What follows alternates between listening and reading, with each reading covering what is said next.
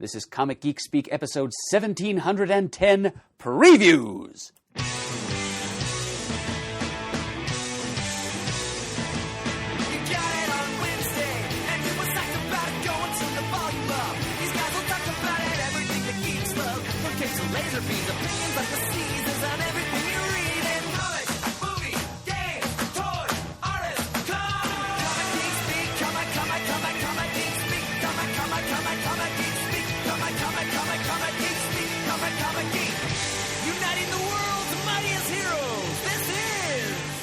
I'm Adam Murdo.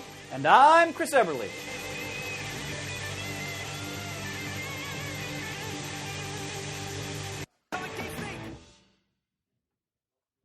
Hey, hi, howdy, welcome to the show.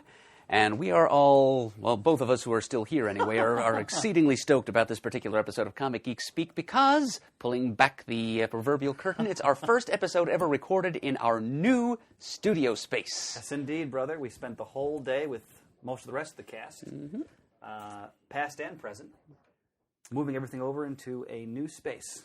In the same building, about same building. 10 feet away from our old recording space. But it's a little smaller, more intimate, and also more affordable in terms of rent. But it's perfectly more than adequate for our needs. Yep, Pants was here, Shane was here, the elusive Kevin Moyer was here and was a huge help. Brian Deemer, our founder, was here, as was his brother, whose space in this building we share, Adam Deemer, and he was also a big help. Shane arranged all of our comic paraphernalia, our CGS library, and all of our busts and tchotchkes and toys and things, as he does at his home. He's got a huge, fantastic display at his house. Yes, he does. And so with even the poorer resources he had to work with here, he put together a fantastic display, which can be viewed on our Facebook page, I believe, thanks to Pants. And next time we do a video recording episode, listeners will be able to see that as well. Yep, assuming that the video equipment transferred we'll get there. As well as everything else. So we're hoping there aren't going to be any technical bugs as a result of our having moved over here. So far, so good. Yep. But it's a pleasure to be coming to you from our new location. And happy to be here and happy to be talking to you once again about comics. And in studio. Yes, in studio. For both of us who've been out of state for a good long time. But here we are, home again at the CGS studio, both in person, around the semicircular table, and ready to talk about upcoming new comics as detailed in Previews catalog number 360, detailing things shipping mostly in November. And, of course, this wouldn't be a CGS Previews episode if it were not brought to you by the Discount Comic Book Service. Visit their website at dcbservice.com. They're your source for online comic book ordering, whether new comics or trades of older material. They've got it all, and they've got it at unbeatable customer service and great discounts.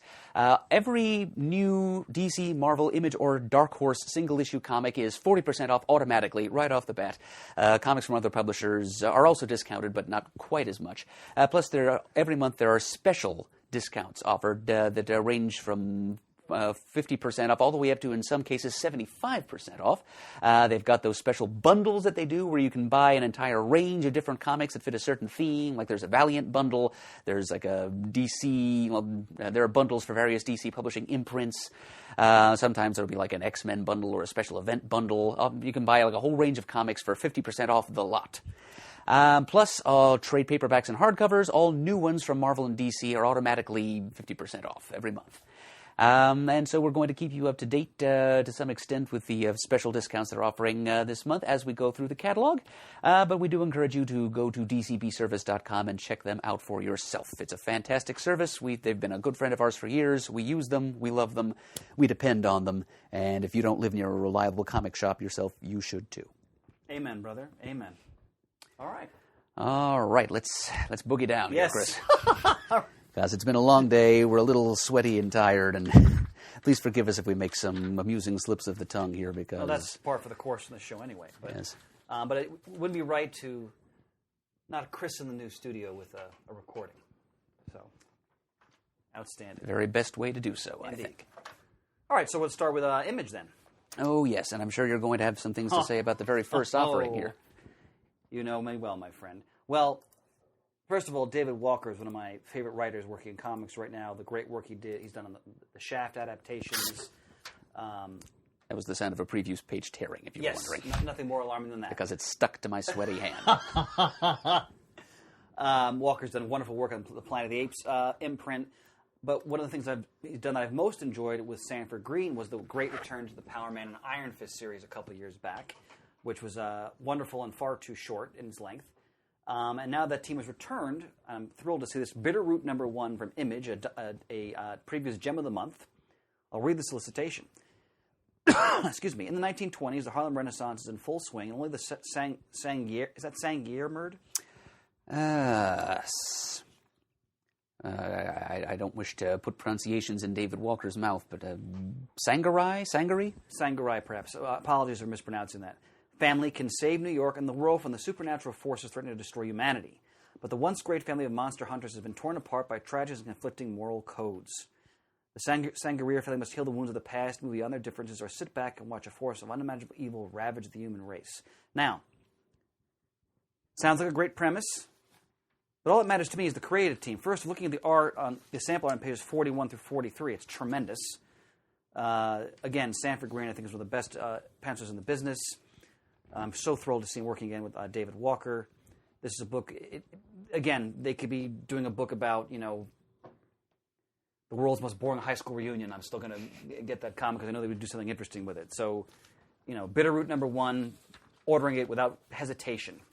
So, I'll be sure to talk about that on the air once I have it in my eager hands. Mm-hmm. Yep, it's definitely the creative team that's selling me on this too, Chris. Indeed. Because it's as you said, the great team of Power Man and Iron Fist working on a creator-owned original property this time, and monster hunters in the Harlem Renaissance era. And I mean the family fighting monsters together thing is actually beginning to get a little bit cliched in comics, but the setting plus the creative team is enough to guarantee to me that it's going to be fairly fresh.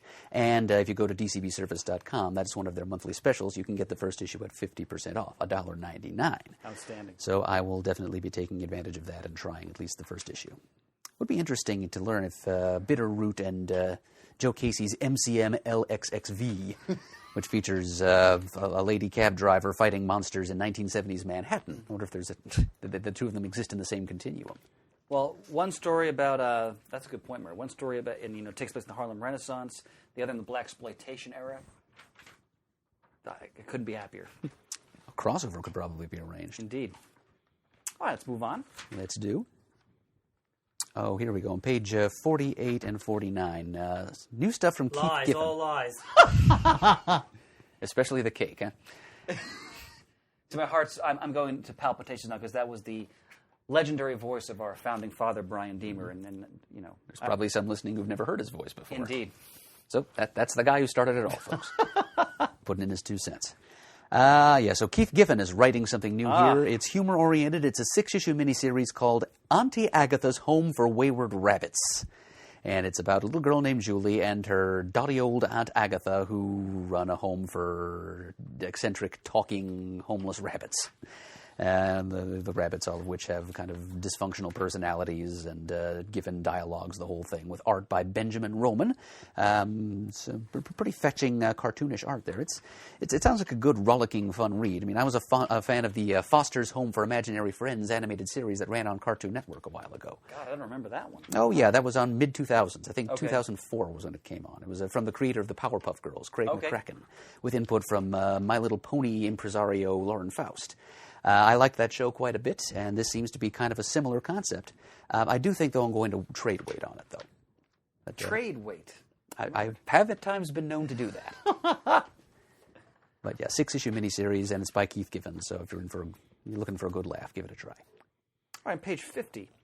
The Terrible Elizabeth Dumb Against the Devils in Suits one-shot. Writer-artist cover, Arab Sun, translation by James Robinson. Elizabeth the Dumb is a strong, rebellious girl determined to make her own way. Good thing, too, because her father long ago promised her the devil, and he's come to claim what's his. This is a story that will haunt you long after you've turned the final page. Part horror adventure, part surreal dreamscape. This original graphic novella features the amazing artwork of new Brazilian sensation, Arab Sun, with translation by Eisner Award winner James Robinson. Wow. So, even though he didn't really create any of this, Robinson's creative fingerprints will be on it, at least.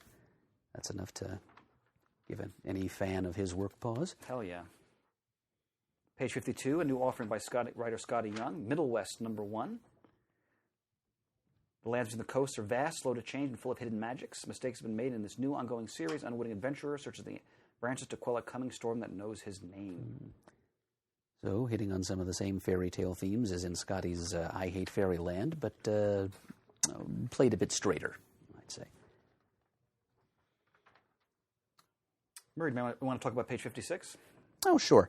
Looks like we're reaching the end of The Wicked plus the Divine by Kieran Gillen and Jamie McKelvey. Here, this is it's a one-shot. There have been several of those during the long run of the series.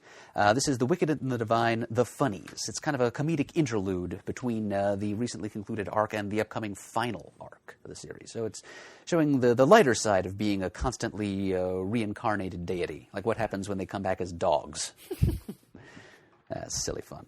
And speaking of dogs, on page 57, we've got a collection of one of our favorite works of our old and dear friend Mike Norton, his original webcomic Battle Pug, The Compugdium hardcover. It's the entire friggin' thing, all 5 volumes of the original run of Battle Pug, put together into one big, fat, furry volume. So, written by Norton, with art by Norton, with an assist from Alan Pasalacqua.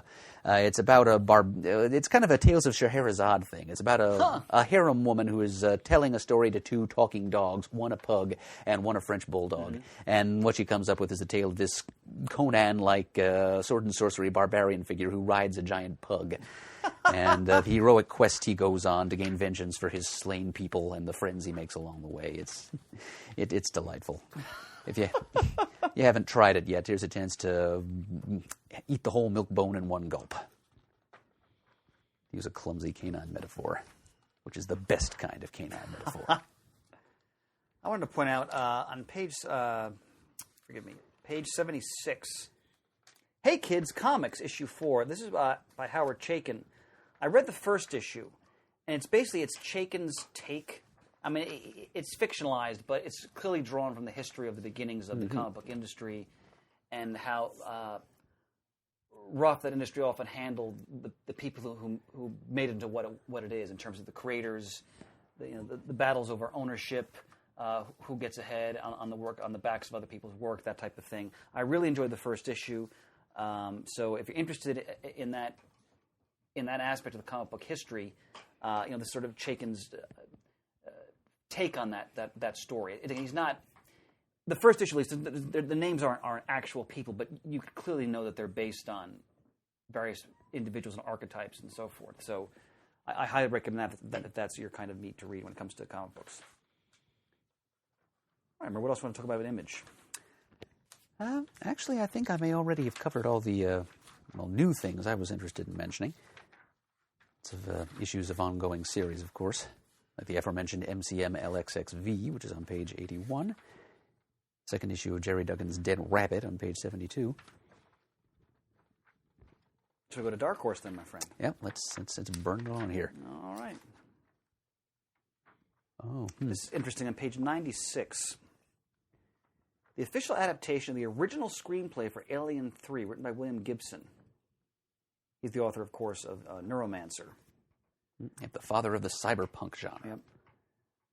So this is I guess the version that was it says the unproduced screenplay. So this was not what the movie was. Yeah, it's what Aliens 3 would have been if Sigourney Weaver hadn't come back for a third go round. Okay. So, did you see Alien 3? I have only seen the first one. Okay, I don't want to. Then I don't want to spoil anything. I'm waiting for another dark and snowy day to read to watch the other two parts. I don't have a VHS copy anyway of Alien 4. If you don't have a VHS copy, then that's not worth watching. It's an 80s movie. I mean, actually, the first one was a 1979 movie. That's correct. Even so, close enough. That was its native home video medium, and that's the way it should be experienced. I will always respect your predilections when it comes to that. I thank you for that, Chris. Page 98, Dr. Horrible returns. Mm-hmm. I'm ashamed to say I've never seen the Dr. Horrible sing-along blog. Yeah, I've heard it's tremendous. Well, apparently it's 10 years old now. Yeah. I haven't either. I know I've got a couple of the earlier Dark Horse comics based on it, but I haven't read them yet. But here's yet another one-shot written by Joss Whedon himself, and it's kind of an alternate timeline story featuring the Dr. Horrible characters. And we have, of course, the character that's Nathan Fillion, and then the character that's Neil Patrick Harris. Neil Patrick Harris, yep. Yeah, I got to see that. Oh, variant cover by our friend Francesco Francavilla. Tremendous artist. Another collection of comics adapted Neil Gaiman stories on page 103. The Problem of Susan and Other Stories. Susan as in Susan Pevensey from the Chronicles of Narnia. So that's we're going to get Gaiman's take on Narnia in comics form. That's with art by P. Craig Russell. No one's better suited for that kind of Wow. story. Damn, that is magnificent. So there that is. That's 72 pages worth of stuff in hardcover form, $17.99 from Dark Also, Horse. Paul Chadwick of Concrete fame is on that one word. Oh, and I neglected to mention that if you wanted to pick up that William Gibson Alien 3 screenplay comics adaptation, that's 50% off for the first issue at dcbservice.com. On page 106, there's a new Hellboy in the BPRD, 1956, issues 1 of 5. Do like those Hellboy stories set in past decades. This is in the Cold War era. Demonic Soviet occult leader Varvara. Fantastic. Well, Mike Norton's involved in the art on this one as well, Nerd. Oh, indeed. Yeah, Oh, sure enough. Yeah, and Michael Avon Oeming, too. good stuff. Of course, on page 111, every month I have to acknowledge Black Hammer. Won the Eisner for Best New Series, deservedly so. Jeff Lemire is just magnificent. I don't know if deconstruction is the right word, but just a take on like the of Golden Age type characters. I'd almost call it a deconstruction of deconstruction. Okay. Because it's a take on what happens in a story like Crisis on Infinite Earths that dismantles an entire continuity. Yeah. What's the human cost to the characters who get swept up in something like that? And in this case, they're caught in this sort of pocket universe, and although that's still being explored in the story, and just about how they try to live with each other and try to figure out what they're supposed to do with their lives in this very sort of stunted environment that they're in. It's tremendous. I can't recommend it enough. So, all right, let's see what else we got here. Page 112, we've got a trade paperback of the recent 4-issue Modern Fantasy miniseries by our friend Rafer Roberts and artist Kristen Gudsnook. It's part epic fantasy and part workplace sitcom. Yeah, in the very first issue, there's a reference to my favorite Jethro Tull album, Songs from the Wood. And I'm leaving, gentlemen. And Adam just wants you to know, make sure you close the door behind you, and it should be locked. So. You bet, honey pie. All right. keys at the ready. Sweet cakes. Oh, you have keys too? I do, yes. Oh, okay, cool. More behind the scenes for the listeners. Hail, Deemer! Thank you for your help today, gentlemen. Deemer lives! Anytime, big guy, anytime. Toodaloo, sweet cheeks. That was Brian Deemer. But anyway, yes, Modern Fantasy, good read, and I got my Jethro Tull reference in the first issue, which, Rafer, if you're listening, that made me feel much better than you could know. I want to put on page 116, Nanjing, the Burning City. After the bombs fell, the Imperial Japanese Army seized the Chinese capital of Nanjing. Screams echo off the rubble as 2 abandoned Chinese soldiers, trapped and desperately outnumbered inside the walled city, try to escape. All right, so this is one of the 2016 Reuben Award for Best Graphic Novel. I'm definitely ordering this because this is one of the key moments. Now, technically, it's not part of World War II, but if you're Chinese, it is part of World War II, because the Chinese World War II began when the Japanese invaded in the latter 1930s. And, of course, many people may have heard of the Rape of Nanjing, or Nanking, as sometimes they say. It's one of the most traumatic and horrific events of the Second World War era. I'm interested to see Ethan Young's take on that horrific period. Mm. And next to that, Polar Volume 1, Came from the Cold, by Victor Santos. Espionage story. The world's most deadly spy, Black Kaiser, is on a collision course with a stab-happy torture expert and a seductive but deadly redhead. Of course, you got to have a seductive but deadly redhead. His mission only ends if he dies or kills everyone out to get him, and he's not in the habit of dying. A gun-blazing espionage action adventure in the grand tradition of Jim Steranko and Frank Miller. A silent webcomic by Victor Santos. Reprinted with dialogue. Soon to be a major motion picture starring Mads Mikkelsen. Wow. I have to check that out, too. I love me some good espionage. especially with the seductive redheads in place. You bet.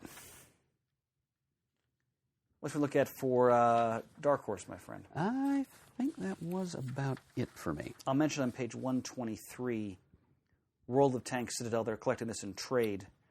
They're finishing up the floppies as we speak, but this is Garth Ennis's take on the Battle of Kursk, which is one of the climactic battles on the Eastern Front in World War II. It's also the largest tank battle in the history of warfare between Nazi Germany and the Soviet Union. And again, no one does history so well combined with just great characterization as Garth Ennis. This is a tremendous story, and if you're interested in World War II comics, I highly recommend it. Again, Ennis does his homework, the attention to detail, both technically, tactics, the historical backdrop, it's all there. Great stuff. All right. So you're done with Dark Horse, bro? I am done with Dark Horse. Then it is DC. All right. Well, let's see here. Well, it looks like one of your favorites, the Dan Abnett Aquaman series, is going to be embroiled in a lengthy crossover with the Justice League series called Drowned Earth. It's going to be co-written with Scott Snyder and James Tynion IV. Well, as I've said many times, either ad nauseum or ad infinitum, depending on your taste, I've been loving Abnett's Aquaman from the first issue he did. He just gets the... He really explores wonderfully the dynamics of Aquaman being the king and then the deposed monarch of Atlantis, the political intrigue of Atlantis, the tension between not only the surface world Atlantis, but the different sort of strata of society inside Atlantis itself, which he explores in a very interesting fashion. So there is a class structure. Yes, and he really gets into that. That's the last epic arc he's done where Aquaman is trying to free Atlantis from the Mad King Wrath.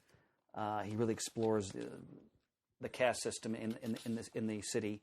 I'm hoping in the forthcoming Aquaman film, which I think is coming out this December, if I remember correctly. I think you're right. Yeah, that they sort of take that approach and that they really explore the world of Atlantis. If they do, I think it's going to be a good movie. We'll see. What else was to touch upon here, my friend? Well, let's see. Oh, boy. On page 9, Steve Orlando really does love the forgotten and unloved DC Comics properties because he's trying... Maybe it's just happening to renew the copy, the trademark, I don't know. But a new Electric Warriors series is coming out. Educate me. I'm not familiar with the Electric Warriors. I've heard of them. That's it. I think the original series was just called the Electric Warrior. I think, and I'm sure it's a concept completely unrelated to this. It was about a renegade cyborg. I want to say Doug Monk wrote it. This is in the 80s, right? Oh yes, it was definitely an 80s series. Cyborg, definitely the 80s. Yeah, there was a big, pretty densely overwritten entry for it in the first update of Who's Who. But it was Doug Monk, then I'm sure it's worth reading.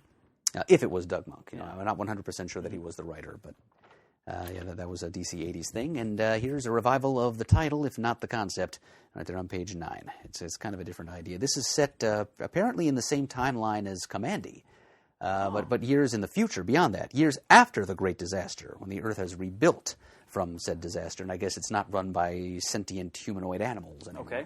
But the human race has made a comeback, probably thanks to the efforts of Kamandi, and it's starting to interact with other races throughout the galaxy, and there's some kind of a intergalactic battle game going on, and Earth sends a representative to be a part of that. And it looks like there's a Dominator involved here, another well-known DCU alien race. So, yeah, and it's written by Steve Orlando, who is one of DC's masters of the bizarre right now. And on the very next page, page 10, this is what DC's leading with this month. Beware My Power, The Green Lantern, #1. Not just Green Lantern, not Green Lanterns, not Green Lantern Corps, The Green Lantern. I think the definite article is significant there. It's written by Grant Morrison. In immediately. That's what's most significant of all, with art by Liam Sharp. It's a 40-page first issue, $4.99, but $2.49 if you order through dcbservice.com. I think this was originally planned to be like a Green Lantern Earth 1 graphic novel. Okay. But instead, I guess they decided, what the heck, let's shoot the moon and make this an in-continuity series. And I believe, I was flipping through here, I don't see any other Green Lantern-related solicits. So this might be the only Green Lantern series DC is going to have for a little while. But yeah, it's certainly an all-star creative team, and it's sort of condensing it down to the cream here. A Hal Jordan-centric series written by Grant Morrison. The consequences supposedly will shake the entire multiverse and the dark multiverse to their respective cores. It doesn't really matter. I mean, it's Grant Morrison. We're reading it. So, yes, Yeah. let us read that. We'll certainly. read it. We'll talk about it. And you must be excited about page 12, my friend. I only wish I were, Chris. Oh, I stand corrected. No, it's you know how I love the character. Oh, but yeah. Still, for one thing, It's Shazam #1. I just can't get behind the character as long as it's called Shazam, for one thing. It's Captain Marvel, the original Captain Marvel. And I wish DC would stop being so stubborn about this. Well, I think it's a copyright issue. They can't. Well, they can't publish a comic called Shazam. They think they're still allowed to call the character. They just eventually decided to... Oh, so they don't call him Captain Marvel within the story? No, even. no, they don't. I didn't know that. Okay. No, they've decided to finally call the character himself Shazam. Okay. So, which is also the name of the ancient wizard that gave him his Right, powers, right. and now he's got the same problem poor Captain Marvel Jr. always did, in that he can't say his own name without switching identities. Plus, there's the whole thing where this is based on that series of backups that Jeff Johns and Gary Frank did a while ago. Which I didn't read. How were those? Not great. Okay. It's not my cup of tea. But it's... Because it it's the departs so much from treatment- the character? Or? Well, Billy Batson's personality was really pretty intensely unlikable. I mean, he got better as the series went on. But that, plus other liberties that Johns decided to take. And it's his take on the character that I think is going to be the primary base for the upcoming That was my movie. next question, yeah. And then that, in turn, is feeding back into this new Shazam adaptation. So I guess Johns is adapting his own take on the character to fit more with the movie's take on his own take of the character. It's getting a little confusing. But anyway, it's a new ongoing series written by Johns, art by Dale Eaglesham, which is nothing to sneeze at. Not at all. And it does tease here that Dr. Savannah and Mr. Mind are going to start forming a society. So, that's... My usual system when I'm marking up my previews catalog to decide what to buy is a check mark means buy, a circle means maybe. So based on that, I gave this a circle. Okay, So I'll flip through it off the newsstand at Golden Eagle Comics. Because that could be a leak about Monster Society of Evil, right? I may change my mind on the spot, but right now I'm really pretty trepidatious. All right. I'm less worried about the movie than I am about this. All right, page 18, Tom King continues to trailblaze a path of glory across the Batman title. We talked about how we were disappointed, many of us, by the tease regarding Batman and Catwoman that ultimately did not get married, but that doesn't change the fact that, for me at least, King is doing definitely one of the great runs on Batman. So I'm continuing to just savor every page. Looks like we've got a Penguin story in issues 58 and 59. So, well, I'd be buying it even if I weren't already buying it, because I do like a good Penguin story. Indeed. Let me give a shout out on page 14 to the new creative team on Wonder Woman. It's a female writer again for Wonder Woman, G. Willow Wilson, who's been writing The Adventures of Kamala Khan, Ms. Marvel, over at Marvel for several years now. So she'll be writing Wonder Woman for a spell, with art by Carrie Nord. Great artist. Oh. It certainly is. And that arc is called The Just War. You and I both loved that run he did on Daredevil with Carl Kiesel. Carl Kiesel.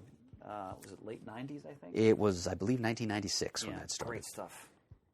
Yeah, and it looks Great like stuff. Ares is going to be back, and there's going to be some fairly obvious political commentary via myth. But go for it, Ms. Wilson. A lot of ongoing we've here. Yep, and a lot of it that's just not of much interest. Page 28, a James Robinson arc on Detective continues, featuring Two-Face. Opposite page, just when you thought the Young Animal imprint had gone away, we've got a 12th issue of Gerard Way's Doom Patrol series, which appears to be inspired by role-playing modules such as Dungeons & Dragons. Well, how that relates to what he's done in Doom Patrol to this point is not very obvious, even to someone like me who's only casually reading it. That is a cool cover, though. That's such a take on the old Dungeons & Dragons manuals.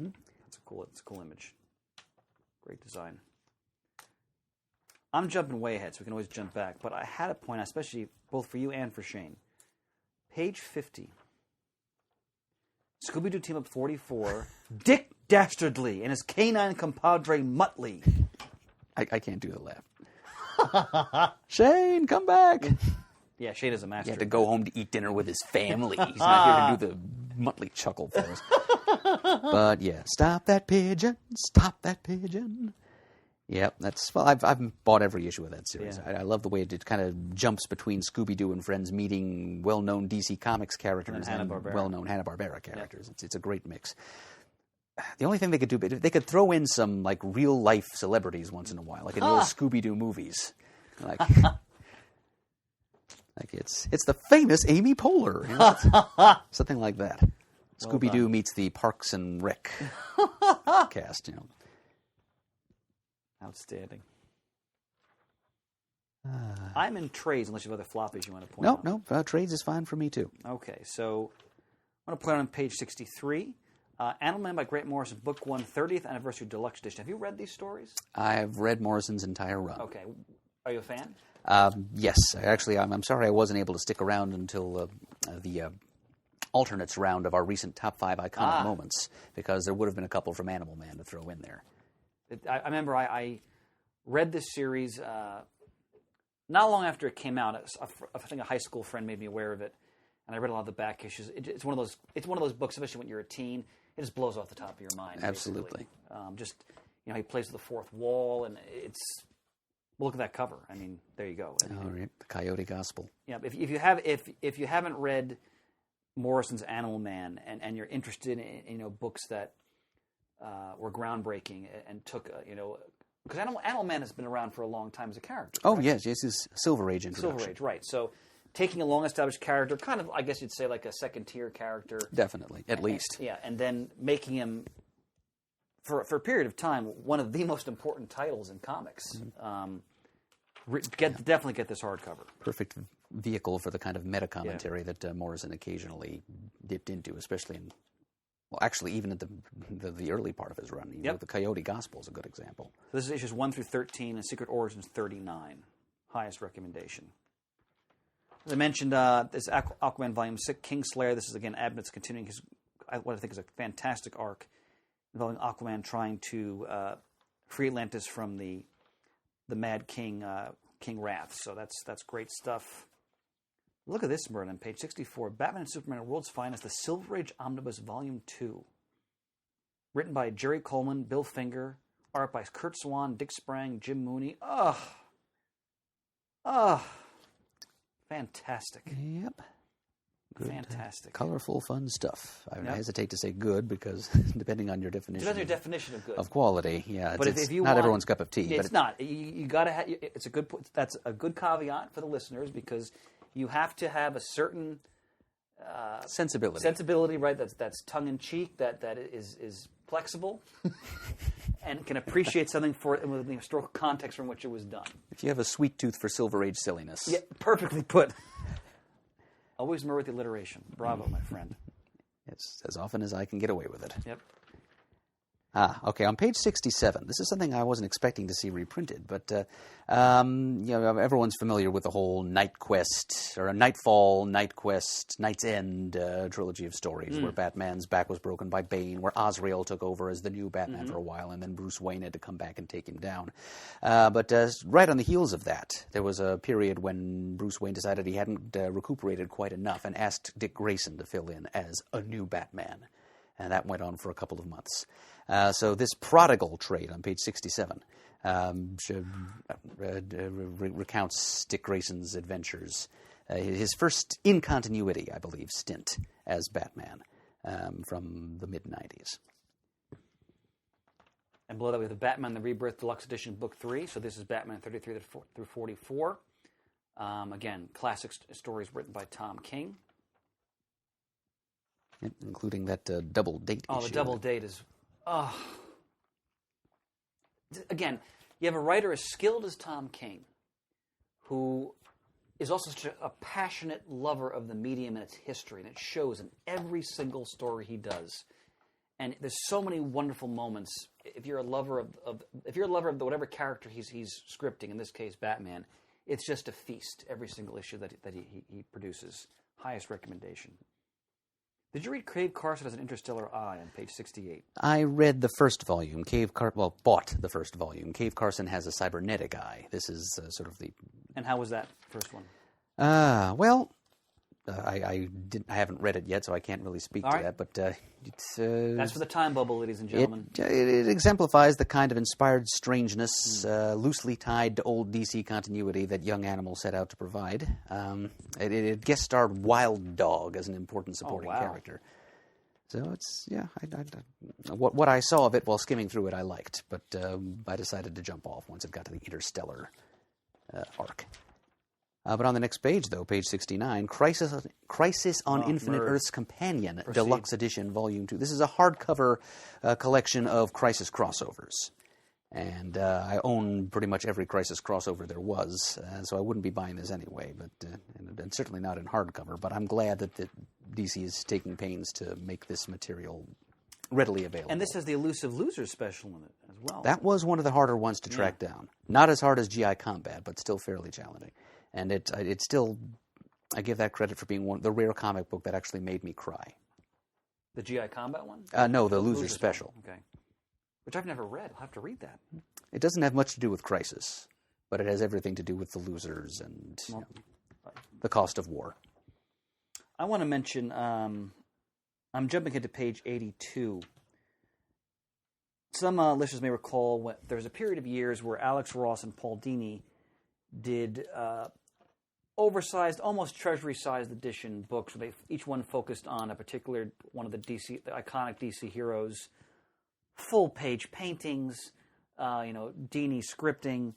I think they did Batman, Superman, Wonder Woman, and Shazam, and then Justice League, if I remember correctly. I think you got them all, yeah. And just Shazam, Power of Hope. Have you read this? I have. Okay. A long time. Now, do you think this is more in keeping with your take on Captain Marvel? Without a question. That's what I thought. Yeah. I mean, when I read it, if I remember correctly, my conception of Captain Marvel was imperfectly formed at that time. But revisiting it, I can say, without question. I mean, just that expression. Solicitation. Well, that too. But the solicitation tells you that he's called Captain Marvel, so that's the essential first step. And it cuts to the heart of I don't know if ideology is quite the right word, but the moral philosophy embodied by Captain Marvel, and hope. The power of hope has a lot to do with that. I want to mention above that, also on page 82, one of the great DC Vertigo series, Scalped by Jason Aaron, Arpa Aram Guerra. This is a tremendous series. This is the fourth 8-volume collection, but again, it's about an American Indian who's actually an FBI agent who returns to his reservation undercover to infiltrate sort of the criminal organization that's leeching off of that reservation. This is where, this and The Other Side, the classic Vietnam stories where I first was really exposed to Jason Aaron's work. This Scalped. It's in many ways it's a noir story. A tormented young man who's returning to his old reservation, also to confront so many issues involving his family, what happened, how he was raised, and all the consequences of that. It's magnificent. Highest recommendation. If you just go back and get Volume 1 and go from there. Also on page 85, look at that beautiful cover. Wonder Woman: The Golden Age, Volume 2. Wow. Covered by the same person who's doing the cover for that World's Finest collection. Nick Darrington. Yes, this collects Sensation Comics 15 to 24. So this is the William Moulton Marston scripted stories. Indeed. Wonder Woman 4 through 7 and Comic Cavalcade through 2 for 5. Of course, the cover we have the Cheetah, who will be the villain in the next Wonder Woman film, which I'm really looking forward to. Yep, so am I. I think I'm good for DC. How about you, brother? Yep, I think so too. All right, Marvel's next. Actually, no. Actually, you'd think so, but actually, no. We're looking at Marvel characters, but it's the IDW section of the book. Forgive me. Curveball. Yes, it's because apparently, we've seen signs of this before, but somebody at Disney and/or Marvel seems to think that putting out all ages comics underneath the Marvel aegis is beneath their dignity or detracts from their brand integrity or something. But they seem to be outsourcing it now, primarily to IDW. So starting in November with Spider-Man, we're going to be seeing all ages comics starring Marvel characters coming out through IDW. We've got an Avengers all ages series coming out in December, and then Black Panther in January. Looks like this all ages Spidey is going to feature Miles Morales and Spider-Gwen. Yes.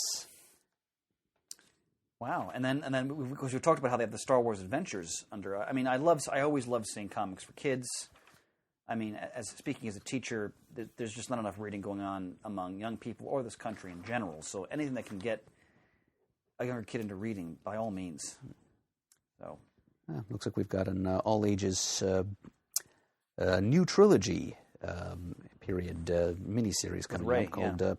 On page 137, Star Wars Adventures Destroyer Down, written by Scott Beatty, who had done some things for mainstream DC Comics for a while there. Now he's going to tell this story from pre-Episode 7, set on Jabeem? No, not Jabeem. Jakku. Jakku, that's right. That's the desolate junkyard This is the planet. Star Destroyer Hulk that she's exploring in the beginning of the movie. Right. And this is the predecessor. Yep, he's telling kind of an alien-style haunted house story set around that deserted hulk of a Star Destroyer.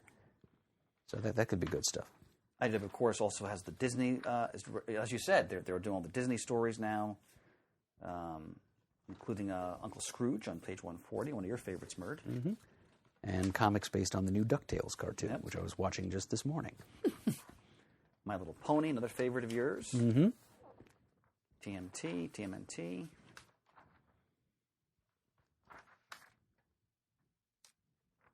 Yeah, the new Batman The Max Arkham Dreams miniseries continues. I want to point out on page 150, Star Trek The Next Generation Terra Incognita number 5 by the Tipton brothers, art by Angel Hernandez. I've read the first 2 issues of this. It is so well done.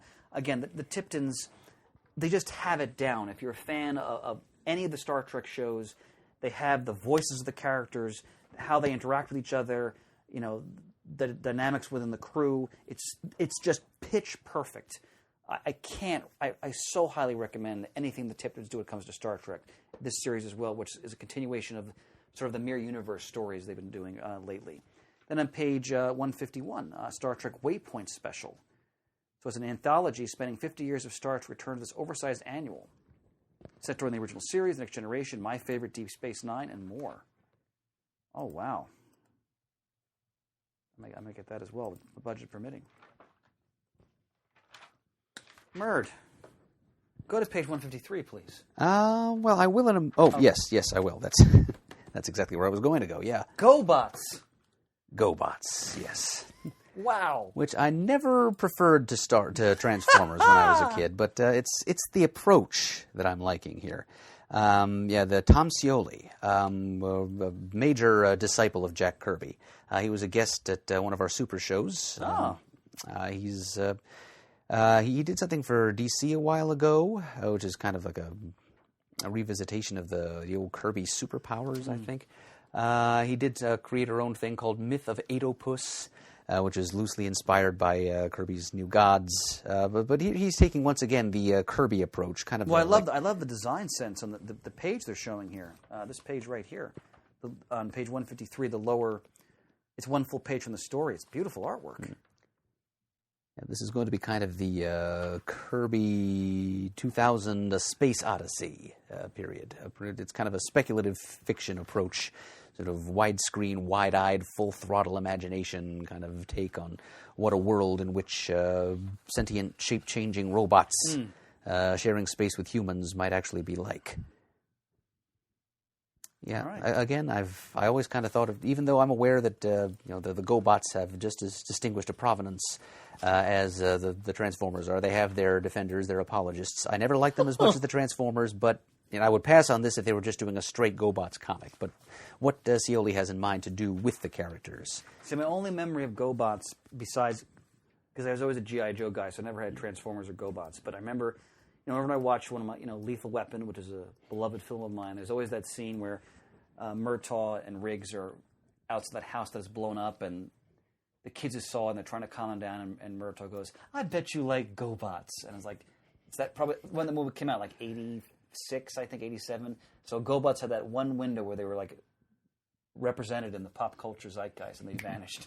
But it's just fun hearing him say that. All right, page 170. Well, here we go.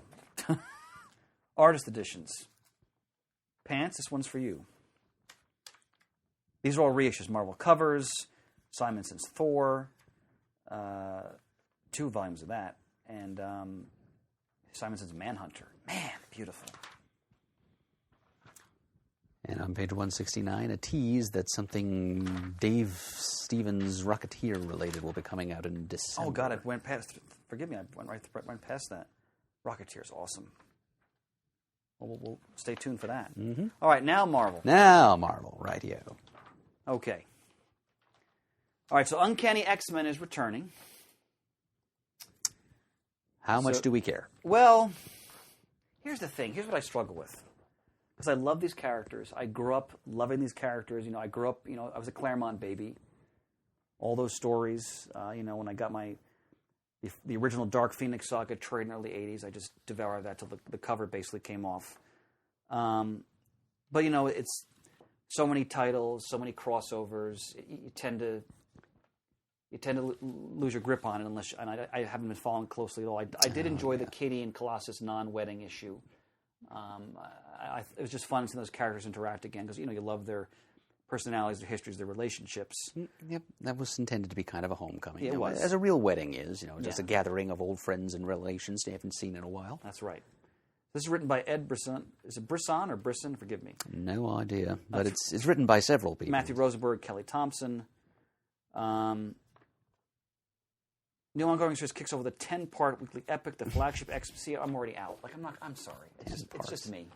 That's just me.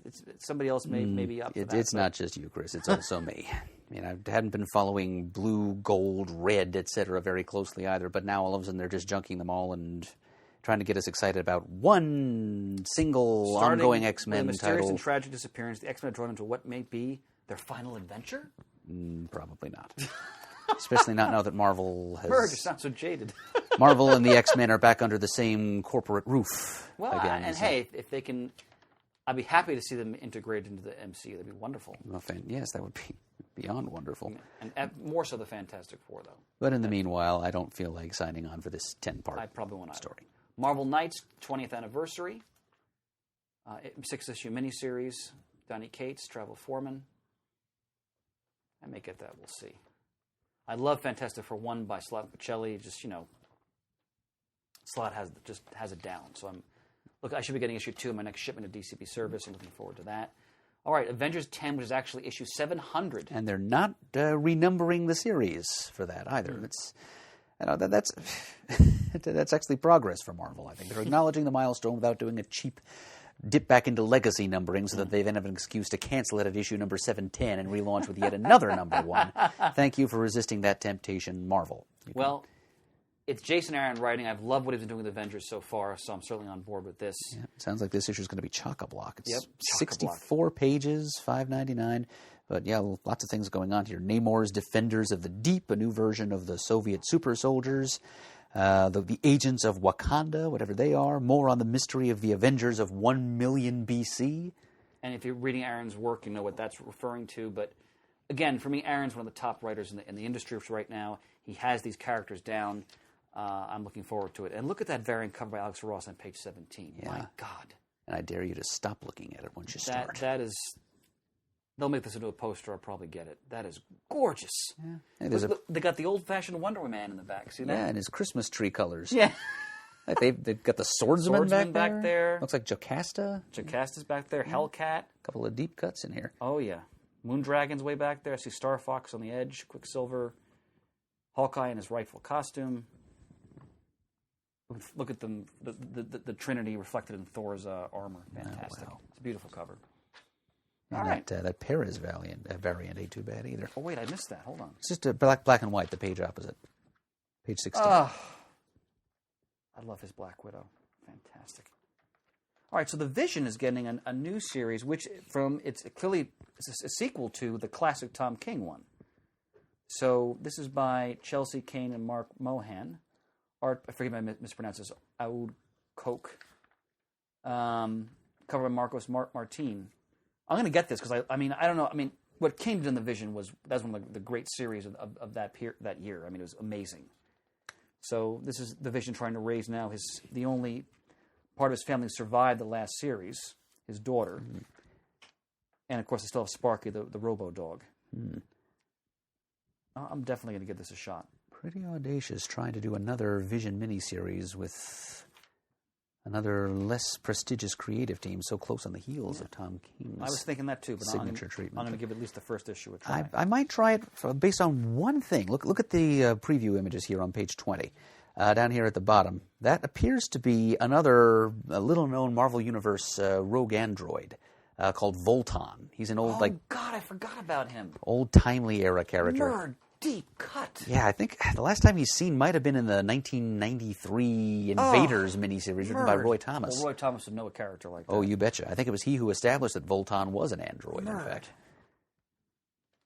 You see, again, these moments I was mentioned where I get that bolt of electricity coursing up my spine right at the top of my head. Voltan, you know? Yeah, electric. But Murd, office hours are open. Man. Giving you a shock to your system. Ta-Nehisi Coates' Black Panther on page 45, the new volume. I'm really enjoying that. It's a far in the future story where T'Challa, it's unclear yet, may be marooned in this far future where Wakanda is now a intergalactic empire and it is not benevolent. And it's him being part of a resistance. And Jadaka, who is, or Killmonger, or at least this is apparently a descendant, it's unclear yet, is the emperor of this empire. So I've been enjoying that thoroughly. All right, let's see here. I'm going to bounce us back to page 25 before we go any further. A mini-series featuring Thanos' underlings, the Black Order. Oh. 5 issues, spinning out of the Infinity Wars miniseries, I believe. So the Black Order, the Cull Obsidian, Thanos' crew. They've been dispatched by the Grand Master, it says here, whom I desperately hope looks and acts nothing like Jeff Goldblum, to destabilize a burgeoning empire. So they take center stage. So we get to see them doing things without Thanos holding their leash. So interesting characters. I want to see them strike out on their own. I think I'll probably buy that. I'm excited about, jumping ahead here, on page 54. Oh, yeah, I thought that's what you might be excited about. So I'm glad to see they're still doing Marvel 2-in-1 with Chip Zdarsky writing, Ramon Perez art, and so now they have the Human Torch, the Invisible Woman together. And they're seeking a character who was very important in the early issues of this series. I've been raving about this series because, again, Zdarsky just has the voice of the characters. He's so reverent towards the history and the sense of family and the humor that is so inherent in the Fantastic Four. And I've been devouring this series. It's one of Marvel's strongest offerings right now. So I'm pleased to see they're sticking with it, at least for the moment. Yep, and I'm excited too to see a different combination of characters than the Human Torch and Thing. Page 61. I'm loving Mark Waid's Doctor Strange. I've read the first 2 or 3 issues of that. It's Doc Strange in space. It looks like he's back on Earth by issue 7, which is fine because who cares? It's still Mark Waid writing it. Yes, he's going up against a doppelganger. Yes, I do enjoy a good. I know you do. I know you enjoy a good doppelganger. Hero versus self type story. Let's see. I don't think I have any more floppies to discuss unless you do. Probably not. Well, I have to speak on page 83, especially for Shane. The cover to Star Wars 57. Again, from Jason Aaron to Kieran Gillen, this series for me has essentially been flawless. You've got people on top flight artists. The writers so understand and clearly revere the Star Wars universe, its intricacies, its character interplay, the history. It's all here. And they also remember that such an important part of Star Wars, which I think was missing from a lot of the prequels, is the humor. And especially between Han and Leia, and they're sniping. And come on, that cover says it all. Apologies to Grant Wood.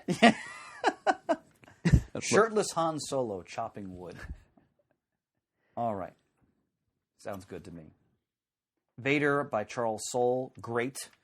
Kieran Gillen did what I consider a classic Darth Vader series, which has since been collected in a hardcover, which I have in my library. I highly recommend it. Soul's no slouch either. He's exploring Vader's history shortly after the events of Revenge of the Sith. Uh-huh. So it's him hunting down the last remaining Jedi. Outstanding. It's Vader Year One stuff. Essentially, I highly recommend it. Look at this, Murr. This is interesting. I missed this. Page 87. Star Wars Han Solo Imperial Cadet. Robbie Thompson, Leonard Kirk. Mm-hmm. Same guy who's writing the adaptation of Solo, a Star Wars Right, story. I may give this a shot, too. Because on page 86. one of my favorite parts of the Solo movie, which again I think was criminally underrated. I loved that film. I did, too. Yeah, we all loved it when we did the review, was seeing Han in the Imperial military. So I'm interested to see a further expansion of that here. I do remember wanting to see more of that, and now we can get it, thanks to Marvel Comics. All Ages. So Marvel's doing All Ages too, Murd, on page 89. Captain Marvel, Mealtime Mayhem. As we know, Captain Marvel has a movie coming out next year. So they're going to obviously focus on her. Oh, you know what? Now on page 88, this is like a double solicit of the same... Okay, the IDW book. Yeah. But, you're right. This Captain Marvel thing here, the sort of Norman Rockwell parody, that's all Marvel. You're right. All right, into trades, page 93. I mean, you can get these in softcover, not spend as much, but if you want something really deluxe for your bookshelf or coffee table, this is certainly no slouch. Star Wars by Jason Aaron, that's enough right there. I mean, it's issues 1 through 37, The Vader Down, which is a classic crossover, Darth Vader, which is 13 through 15, Star Wars The Screaming Citadel, Star Wars Dr. Aphra 7 and 8, and Star Wars Annuals 1 through 3. $125. I'm sure it's probably about half off, probably on DCB service. It's tremendous. I mean, classic Star Wars comics. Very excited by page 95. The Avengers Omnibus Volume 4. Thomas, Englehart, Ellison, Claremont, Lee, Gerber, Adams, Buscema, Brown, John Buscema, Barry Windsor Smith, Buckler, Tuska, Starlin, Heck, Queskin. I got to sit down. Man, what a collection. And it's got the Avengers Defenders War in it, Murd. Oh, yes. Which I already have in its own little... I know you do. Avengers 89 through 119. Daredevil 99. And Defenders 8 through 11. That's a great collection. $100 before the discount, the DCB service discount. Hardcover. Beautiful. Oh, wow. Savage Sword of Conan, page 97. The original Marvelous Omnibus Volume 1. If you were a Conan fan, or just loved, you just love your sword and sorcery, these are magnificent, more mature because it was in Marvel's magazine in print in the 70s. Conan was enormously popular. He was a big seller of the 70s. Oh, yeah. And this is Roy Thomas, Barry Windsor Smith, John Buscema, Savage Tales 1 through 5, which was another magazine, Black White magazine Marvel did, and then they did the Savage Sword of Conan. This is 1 through 12, and then a special from 1975. Beautiful stuff. But John Buscema, it's widely known that he always said he hated drawing superheroes, but he loved drawing Conan. And wow, beautiful. Is there anything else here I wanted to shout out about, or anything else you want to talk about in trades? I actually don't think so. On page 120, there's a trade of the recent Quicksilver No Surrender miniseries, written by Saladin Ahmed, penciled by Eric Wynn. Marvel bills it as a psychedelic survival thriller. And I did buy the first issue to try it. I kind of jumped off board right after that because I didn't think Ahmed got a good... he didn't grasp Quicksilver's voice very well. Okay. So he just kind of sounded like a generic, teenaged hotshot. And to me, Quicksilver should be more arrogant than that. He should come off like a cross between Mario Andretti and Namor. Well put, sir. And so whatever other qualities the story may have, his take on the title character just turned me off. So I don't recommend that. Well, I do recommend on page 1. We're out of Marvel now. You're done with Marvel? Okay. Yeah, That was the only thing I wanted to mention. Okay, so in Dynamite on page 180, James Bond 007 number 1. Greg Pak writing, art Mark Lamming. I can't speak highly enough about the quality work Dynamite's produced with the James Bond license. I've enjoyed everything they've done. This is a new series. I'm in. It's Greg Pak, outstanding writer. You bet. So now we've got an ongoing main continuum Bond, like a adult Bond, movie area Bond, and also an ongoing young Bond during World War II. Which I'm looking forward to coming out. And I look at the variant covers on this. Look at John Cassaday's cover. Oh, I just look at the cover by regular series artist Mark Lamming there. That's beautiful as well. Introducing a new odd job. Yes. This is not the one from Goldfinger. No. This is a new Korean agent. But he's tipping his bowler at you. That's a menacing gesture. Yep, he's more than just a heavy, more than just a villain. He could be a rival to Bond. He's an agent of the Korean government. Betty Page comic on page 184, issue 1. If you're a fan of Betty Page, you want to check that out. Some more classic Battlestar Galactica as we approach the 40th anniversary. In fact, we've probably already had it. 1978. Well, yeah. It was probably the fall of 78, so right around now, 40 years ago, this time of year, when that first came on television. And now there's a new classic Battlestar Galactica miniseries. God, I love Galactica. Tremendous. Red Sonja, The Battle of the Red Goddess, original graphic novel hardcover. Look at this, writer Roy Thomas. Yep, first time published in English. Artist Esteban Morado, Santi Casas, forgive me if I mispronounced that. I've never read this. Wow. Yep. It's an all-new tale lost from the Nemedian Chronicles until now. So it's an 88-page hardcover for $20. And what matters, it's written by Roy Thomas. Which would be more like $9.99 at dcbservice.com. Well, speaking of dcbservice.com, if you want to try Greg Pak's new Bond series, first issue is half off there. Alrighty, I'm just kind of breezing through him. Unless there's something else you want to shout out for Dynamite? Well, yeah, they've actually got quite a few things coming out right now that interest me, but primarily things that have had their first issue last month or earlier. Yeah. I'm actually going to be buying that Rainbow Bright comic. I knew you would. All right, page 212 for Boom. Very excited by this. Firefly #1. Greg Pak. There's that name again. And Dan McDade illustrating. It's Whedon's Firefly, or you might know it from the movie Serenity. This is a series that really deserved more seasons than it got. It's Whedon doing a Western in space to put it into like a quick buzz description. But it's Joss Whedon, so you know right away that you're going to get great characterization, great humor, unpredictable plot developments, and the TV show and the movie I especially love were so well done. I know people have been clamoring for it to return. I don't know if that's ever going to happen, but they're returning at least in comic book form. Mm-hmm.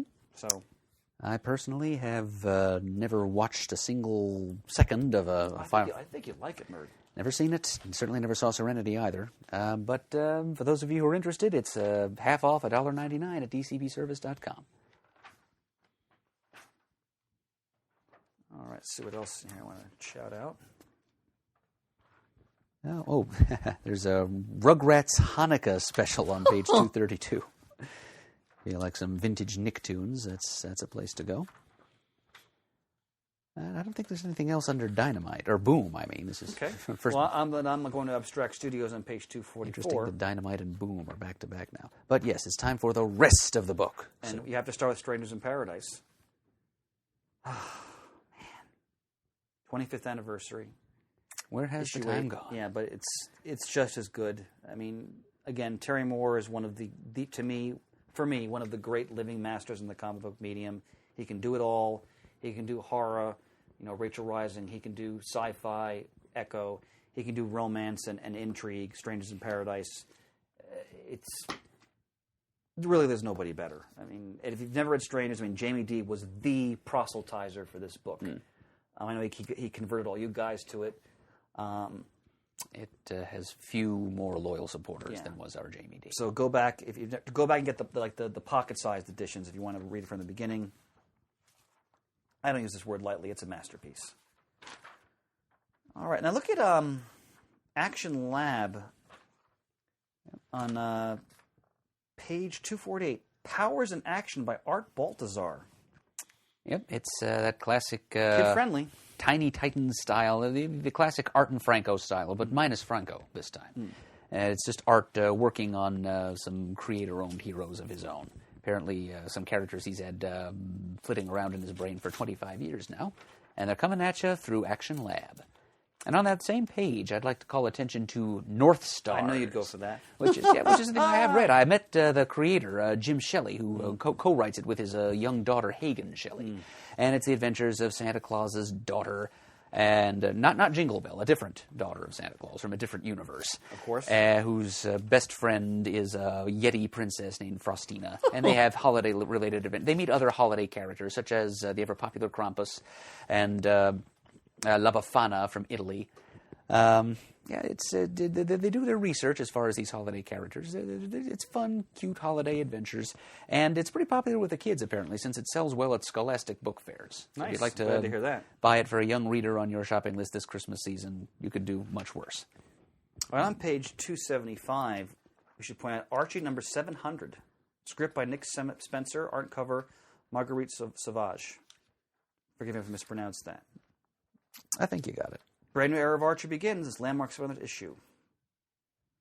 All right. New mysteries, new relationships, and much more. Yeah, and the old Marvel trick of resuming legacy numbering for the sake of a stunt. Looking forward to reading Archie 1941 number 1. That should be my next DCB service shipment, I think. I hope it's a long time before we see the next Archie number 1. I would like to drag us back here quickly to page 264. From under Eric Powell's Albatross Funny Books imprint. New miniseries, 5 issues, called Grumble, featuring a couple of people we've already mentioned in the course of this broadcast, writer Rafer Roberts and artist Mike Naughton, with help from Marissa Louise. And Grumble involves pugs, of course. I mean, what's the best way to get Mike Naughton to agree to help you out and draw your comic? Put some pugs in it. And so it's a story of a young lady who is half demon, whose biological father is like a mystical con man who assumes the shape of a pug to run a scam and then gets stuck that way in the middle of some kind of a big interdimensional breach or invasion that the father and daughter then end up trying to thwart or deal with. And so it's the twisted humor of Rafer Roberts dealing with his nearby. I'm not sure if he's actually from Baltimore, but he's from close enough to it that it's his city in the same way that Philadelphia is my city, even though I don't live there. Gotcha. So it's kind of some loving local color from Baltimore injected in there, kind of poking fun at the town, its regions and customs. Plus, there's magic and mishap and mayhem and a guy in the body of a pug. And it's drawn by Mike Norton. It's Norton drawing pugs. That's enough. I think anybody listening to this podcast knows that's all they need to hear to go out and buy this comic. So it's a 5-issue miniseries starting in November. It's called Grumble. Buy it. I will. So now we get to snap back ahead again. I'm just seeing what's also jumping out at me here. From Avatar Press on page 284, I always look for new issues of the Cinema Purgatorio anthology, which always contains new Alan Moore comics, even though he's ramping down his comics output now. Like the latest League of Extraordinary Gentlemen thing is supposed to be his last. But for the time being, that's still coming out. There's ongoing strips from like the Code Prue strip from Garth Ennis is in there. Kieran Gillen has a thing that he does called Modded. I buy every issue of that when it comes out. It's fairly dark. Often horror, supernatural influenced stuff. Well, it's Alan Moore, I mean, for Pete's sake. Let's see, page 326. That's how far up I'm going here. Under Humanoids, a leading importer of European comics. Hedy Lamarr, An Incredible Life. So that's a graphic novel, biographical treatment of her, because she's not only was she an actress and a film star, she was, I knew that. Yeah. The creators here claim that she came up with a coding system that was the basis of contemporary Wi-Fi. Maybe a bit of a stretch, but the creators there are William Roy or possibly Roy, and Sylvain Dorange. So that's certainly an interesting subject. I want to point out on page 342 under Mosaic Press, A History of Women Cartoonists. Oh, wow. This is a book I think I'm going to pick up because this is an area of comic history that I've always wanted to learn more about. And I know we should point out, speaking of that, the passing of Marie Severin this past end of August. Giant figure in the history of women cartoonists, whose work appears in comic books anyway. Yeah, what a tremendous artist. known for her great sense of humor. I mean, she was such a multiple threat. She colored, she inked, she penciled. She did cover art. She did cover work. She did a lot of the Marvel Star comics that I know you love, Murd. I'll talk more about her when we do our next comic talk. And Tomorrow's did a wonderful retrospective of her career. I think Marie Severin, the Mirthful Mistress of Comics, I believe it's called. And also the same day she died, August 30th, Gary Friedrich also passed away, who was a very important Marvel writer in the latter Silver Age and the Bronze Age. He was the co-creator of Ghost Rider. We'll talk more about him another time as well. But two very important creators. Sorry that they both passed. But I may grab that book, History of Women Cartoonists. One thing under the Lion Forge section of the book on page 332, I might throw a mention to a new series called Quincredible. It's about an inner-city youth who gains a superpower and decides to use it to fight crime. The catch is he has just one power, and that's invulnerability. And I've always wondered, this is a scenario I've always kind of had in my mind. But if you really wanted to go out and be a vigilante, the one superpower you needed more than any other, and I think Mark Miller's, what on earth was it called? Kick-Ass. Kick-Ass, yep. Kind of played into that, too, because one of his character's only power was that he could fight through incredible pain and injury. Mm-hmm. So this guy's completely impervious to injury, and that's the only power he happens to have. So this series presumably will explore the issue of how someone can be active as a crime fighter if the only thing he's got going for him is that he can't be hurt. And it's going to be in a semi-realistic urban setting. It's under their Roar imprint, which is, for young adult, 12 and up, it says here. So yeah, I'm going to give Quincredible a try just to see what is done with that idea. I'm on page 355, looking at Penguin Books, Che, Revolutionary Life, written by John Lee Anderson, art by Jose Hernandez. So this is a graphic novel biography of Che Guevara, who's obviously one of the most captivating figures of the latter 20th century, the Cold War era. Very interesting figure, very controversial figure. I mean, some people think without question. He thinks he's one of the all-time great revolutionaries. Others see him as basically a killer and a murderer and a thug. And someone who was trying to propagate an ideology that many people are not a fan of, and some would say perhaps that ideology has no place in reality. But the bottom line is, wherever you fall on the political spectrum when it comes to Che, very important figure, and this I'm sure is a book worth checking out.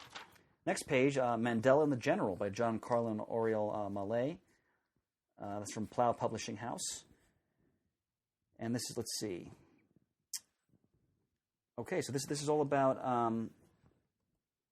Mandela dealing with intrigue when it comes to General Constant, I'm going to mispronounce his, Viljoen, former chief of apartheid South Africa's military. So it's about them having to work together during the first post-apartheid elections in 1994. Again, see, when they do books like this, if the creative team has done their homework and they can also tell a great story, nothing can be more gripping than an historical comic book. It just depends on the skills and knowledge of the people involved. So I'm sure these are always worth giving a shot. Let's see, what else here? On page 359, do you know if our friend Matt reads the Shadow double novels from Sanctum that come out? I don't know. I would be surprised if he's aware of them. Because they reprint classic pulp novels in those books. I'm just wondering if you've read them. Matt did a wonderful series of pulp hit retrospectives. Yes, his Comics With or Without Pulp. Yeah, he did The Shadow. Spin-off cast. He did Fu Manchu, John Carter, Doc Savage. They're good stuff. And he gets guests who come on who were, really very well versed in those particular characters. And they're really interesting. I highly recommend those. They're on our site. Good at choosing people to help share the heavy lifting with him. Page 363, some interesting bit of comics history here. Thimble Theater and the pre-Popeye cartoons of E.C. L.C. Segar. It's an oversized hardcover, 11 inches by 17 inches, coming out through Sunday Press Books. All right, so this volume features examples of all of Segar's early comics and over 100 pre-Popeye Thimble Theater Sunday pages, including the complete run of the famed Western Desert Saga. So there you go. It's the adventures of the Oil family, Olive and Castor, who predate Popeye by a good bit. So Olive Oyl was around well before Popeye. I didn't know that. She wasn't just some love interest cooked up for Popeye's sake. No, Popeye actually existed for her sake. I wanted to point out on page 366 under the Titan imprint, Marv Wolfman writing Diablo, 1 of 4. So this is based on the video game, which... Right. But I don't care about that. I care about the fact that Marv Wolfman's writing the book.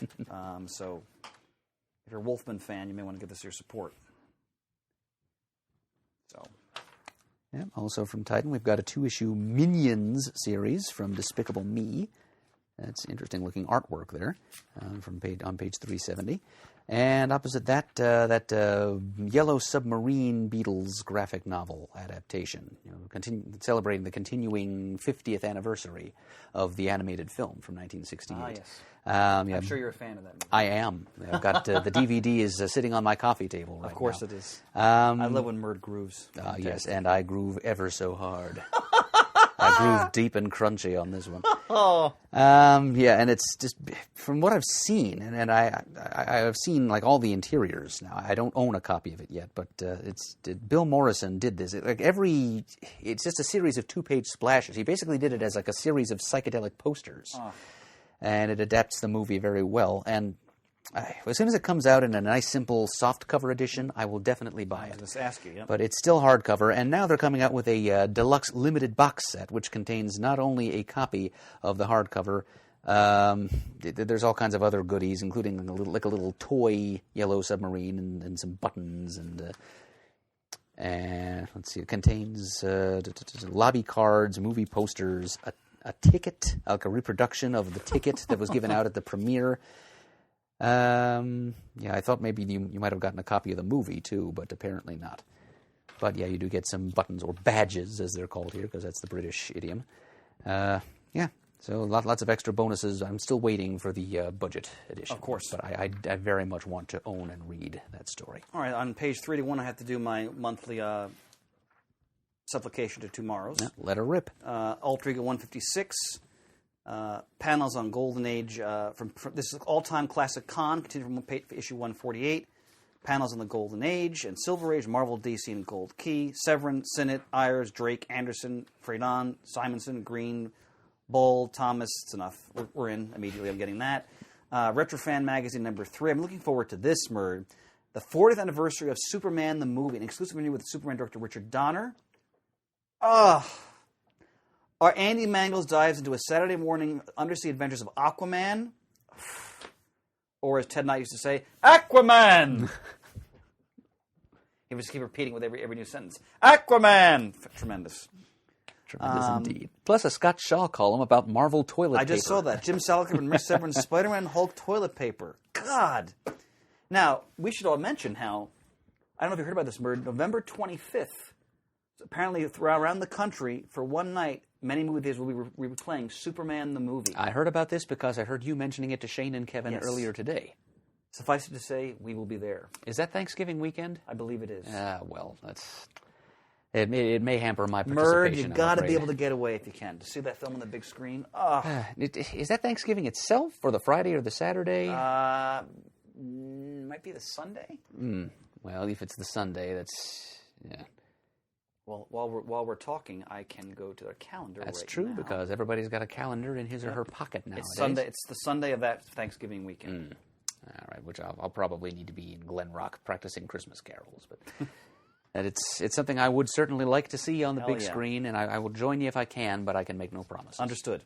Also, comic book creator number 19, tribute to Frank Frazetta, comprehensive career-spanning interview. Oh wow. Outstanding. And then the next page, look at all this tomorrow's goodness. A lot of great offered agains. Back issue 104, The Fourth World After Kirby. Draw issue 20, dealing with Walt Simonson, Lou Scheimer, the Filmation generation, the history of that important animation company. I have got a copy of that. I'm sure you do. And the Collected Jack Kirby Volume 7, which collects 30 of the first 30... Wait, hold on, I'm sorry. Completes the compilation of the first 30 regular-sized issues of the Jack Kirby Collector. This is issues 27 through 30. I can't emphasize enough, if you're a Kirby fan, or want to learn more about Kirby, or want to dig deep into the world of Kirby and his influences, his impact, every facet of his life, get these magazines. They are essential reading. and also Comic Book Implosion offered again, all about the famed DC implosion of 1978. Pants cannot talk up that book enough. And I looked through it, and it certainly deserves all the support one can give it. At a time when he has a hard time mustering the willpower to read very much. Yes. That's one thing that he burned through. He sure did. In just a day or two. Page 390, Peacock Russell's, is that pronounced Salome? I always forget. Salome. Salome and Other Stories, Fine Art Edition, hardcover. 3 feature-length stories of music and murder. It's Peacock Russell. I mean, one of the all-time great artists of this medium. So, few finer fantasy artists exist in the sequential art medium. Chuck Dixon writing in Zenescope Entertainment, Van Helsing, Sword of Heaven, issue 1 of 6 by Chuck Dixon writing. Well, I'm glad Chuck Dixon is writing something. Always enjoyed his work. All right. Anything else jump out at you, my friend? Not much to say about... Well, I like to give a nod to Valiant from time to time. Please do. But there's a new Bloodshot ongoing series coming out now, written by Lonnie Nadler and Zach Thompson, with art by Ken Lashley. Fine 90s talent there. Yes, he is. And also from DCBService.com, Valiant, I continue to be a little worried about... Their state of health, because I noticed that there are only 6 new Valiant comics coming out in the month of November. But if you go to DCBService.com, there is a Valiant bundle where you can get all 6 of them for 50% off. All right. I always like to point out a few things in the silly part of the previews. Yes. Page. So remember, the book now has a separate section. So this. Yep, and you have to flip it over. Flip it over. So on page 97, the other side, Chia Pets. Chia. Now, I never thought I'd want a predator chia pet. But you know what? If I had $21.99 to burn, or however much it's going to be, I'd get that predator chia pet. Or there's a Bob Ross chia pet, a Golden Girls chia pet, the whole cast. Dustin from Stranger Things chia pet, Rick and Morty chia pets, a potted Groot, Donald Trump, the freedom of choice, Deadpool. I wonder if they still do just Care Bear. Sheep chia pets, like non-licensed animals. I had to shout that out because if there was anything else in the tchotchke section, because I always just find it immensely entertaining. Oh, there's never any shortage. I recognize things as I page through here that we actually either carry at the Christmas barn or had the opportunity to order to carry at the Christmas barn. There's Jim Shore figurines, especially. So getting more and more into licensed things. There's Disney Jim Shore figurines are very profitable these days. My friend, I think I am good. Yeah, as far as my own personal interest goes, I don't think I have much to say about it. I usually don't about that part of the book. Well, actually, I said one thing. On page 37, if you got money to burn, there's a beautiful Batman limited edition maquette. Retails for $274.99 in his gray and blue costume. And a Mr. Freeze Batman animated style 1/6 scale collectible figure for, wait for it, $130. Oh, is that all? So, if you have a Batman fan who you passionately love this Christmas, you can show that love. My friend, I think we've shot our bolt. All right, bolt shot. That was fun, wasn't it? It's always fun, and it's great to be in studio. All right, so thanks for taking this trip through the catalog with us, folks, and helping us to christen our new studio space. And we should mention to people that we appreciate your patience. It's been harder to get episodes out as frequently over the summer. Right. The end of the summer is always kind of like our summer hiatus period. People are kind of scattered hither and yon for a variety of reasons. But as we get into the fall, we'll be able to get back on a more regular schedule. Yep. In fact, you might even get a time bubble in the next couple of weeks. Oh! Yep, since we're about to cease evening hours at the Stone Harbor Christmas shop, so that means more time for me to record. You heard it here first, folks. Time is once again on our side. Are you excited? I am. Time is on my side. Yes, it is. Yes, it is. And as always, one more thing, Brett. I'm sorry. We always appreciate people sending in donations through our PayPal address, which is on our site. It really helps us maintain the show. So thank you again. Any donations, big and small, are always appreciated. Amen. And thanks also to our sponsor for this episode and every previous episode of CGS, Discount Comic Book Service. Go to dcbservice.com, check out all their fantastic discounts and specials, take advantage of their peerless customer service. Tell them CGS sent you. If you'd like to send us an email, our address is comicgeekspeak@gmail.com. If you'd like to leave a voicemail, you can call 267-702-6642. You can like us on Facebook. You can follow us on Twitter, where our handle is @comicgeekspeak. You can go to thecomicforums.vanillacommunity.com, which is the web address for our online forums. You can leave some feedback about this and many other episodes of our show. Let us know what excites you from this previews catalog. React to our picks. And you can also engage with your fellow CGS listeners and friends in a variety of other topics, comic-related, non-comic-related, podcast-related, non-cast related, anything goes. We would like to give one more special thanks to everyone who has supported the show monetarily, either recently or in the distant past. We really appreciate it. The show in its new home would not be what it is today without your assistance. And as always, we're uniting the world's mightiest heroes, one listener at a time.